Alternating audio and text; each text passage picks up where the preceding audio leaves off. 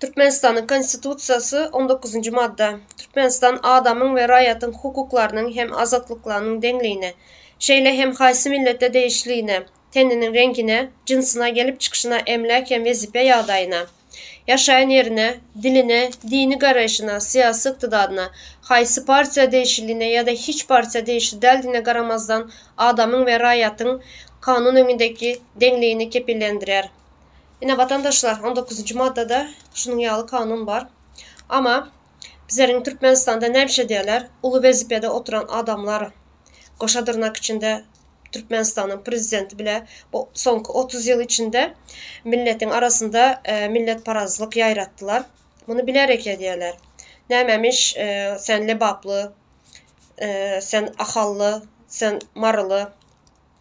Kanun boyunca bu yanlış zat. Kanunda munyalı zat yok. Bunu bilerek ediyorlar. Mesela yine Türkiye'ni alalım. Yaşayan yerimize hazır ki. Neçen bir milletten halk yaşaya şurada. Neçen bir millet var şurada. Ama hiçbiri millet parazlığı etmeli. Millet ayırmayalar. Alevisi var, Lazı var, Kürtü var. Ne diyorlar? Hemmemiz bir millet, bir devlet diyorlar. Ama bizde bunu ne için ediyorlar? Barıyor bir 4-5 milyon halkımız var. Ama aramızda ağzalaçılığı diyorlar. Bu kanun boyunca yanlış. Kanunda bunu yazan bolsanız buna cevap verin. Bunun kanun boyunca cezası var. Kanun önünde. Bunu siz ulu vazifeli oturan adamlar koşa tırnak içinde prezident bu kanunu bozuyorsunuz. Bunun için cevap verin. Hiç kimin hakkı yok.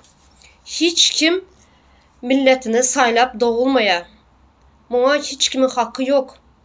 Bunu millet parazlığı etmeye. Bunu bilerek ediyeniz. Bunu her kimen biliyor bu son 30 yılın içindendi. Bilip başladı. Bu yanlış bir zat. Bunun cevabını veriyeniz.